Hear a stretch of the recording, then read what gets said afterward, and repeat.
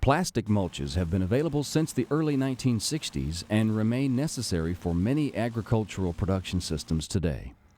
Vegetable crops such as strawberry, tomato, cantaloupe, and pepper, to name a few, benefit from mulch.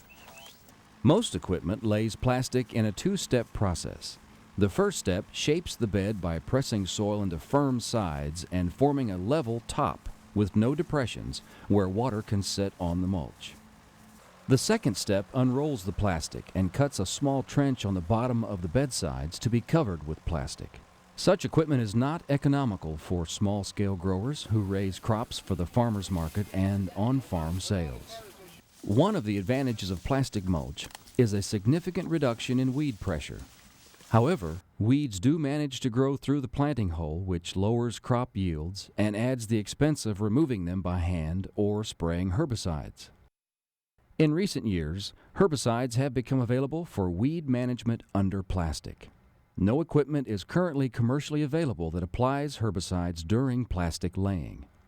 Growers using equipment such as the rainflow plastic layer need to modify the sprayer to also apply herbicides while laying plastic. Let's take a look at how to modify a rainflow plastic layer to also spray herbicides in one pass. Here are the parts we will use for the nozzle head assembly: a swivel nozzle body, screen, nozzle, nozzle cap, and the bracket. A fled jet nozzle is best suited to spray a wide band at close proximity. In this case, we need a 3-foot spray band with a nozzle about 10 inches off the soil. At the time this machine was built, the only nozzle body available was suited for 2 nozzles, even though only one is needed for our use. The metal bracket seen here is built to support the nozzle. It's built extra long until the final nozzle position is determined, then the excess length is removed. A metal piece was cut to support the 15-gallon tank, which weighs around 120 pounds. In this case, the seat was removed to hold the tank. Here's an overview of the whole tank assembly showing the electric switch, electric connector to the tractor, the strap for anchoring to the base, and the quick connect of the electric switch from the pump. After the tank and the electrical system were set up and installed on the unit, our attention turned to the gap where the spray is to be directed. It was too narrow for accurate herbicide application without the risk of spraying the plastic itself and losing all benefit of applying herbicide. The gap seen here is about 2 inches. A longer roller brace was built to extend the gap size to at least 4 inches, and then the roller was reassembled on the unit. This piece was welded on the plastic layer. It is used to support the nozzle metal anchor in its final position. Now we're ready to assemble the units together, starting with the nozzle head.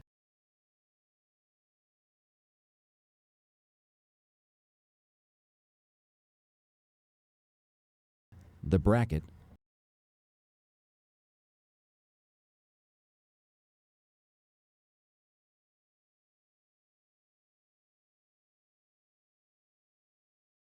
the nozzle piece to the bracket, and putting it all together before mounting.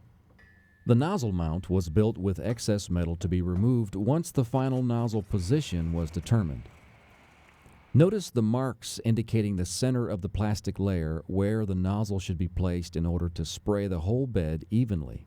Once the nozzle is attached and its position set, it's time to attach the base plate to support the spray tank. Install and brace the tank. Attach the electric switch. Set up the switch near the driver's seat for easy access. And connect the hose from the tank to the nozzle. Proper herbicide application requires spray calibration. Spray volume and tractor speed are used in the following formula to calculate the spray output and the pump pressure.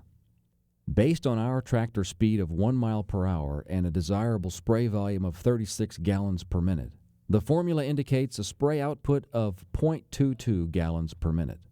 That's equivalent to 210 milliliters in 15 seconds. We adjusted the pump pressure until the desired volume output was achieved.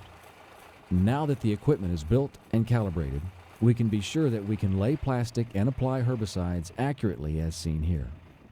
This close-up shows the nozzle spraying while plastic is laid.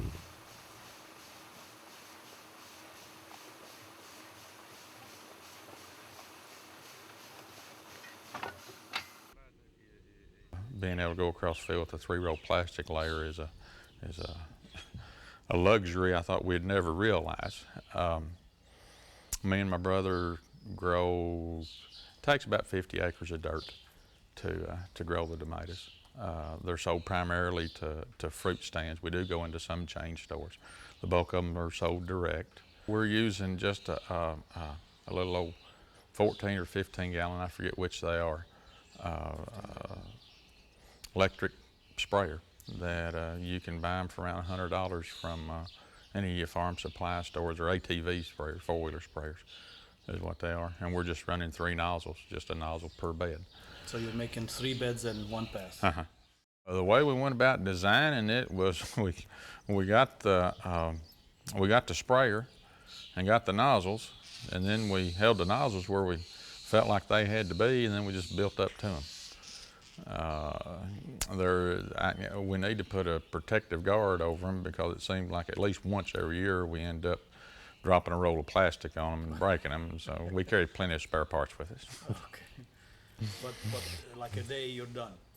Oh yeah, Once all yeah. The parts, once you bought all the parts. Yeah. Well, once we got back home with the tank and the nozzles, I'm going to say that within probably 30 minutes, or no, not 30 minutes, within a half a day, we had it up ready to go. Yellow nutsedge is the only weed that can puncture through plastic. Sandia is labeled for use under plastic in tomato production and has proven very effective in nutsedge control. The goal of any successful grower is a healthy, productive plant free from disease, insect, and weed pressure. A working knowledge of proper chemical sprays to use and the equipment to apply them are necessary to make a profit in the business of agriculture.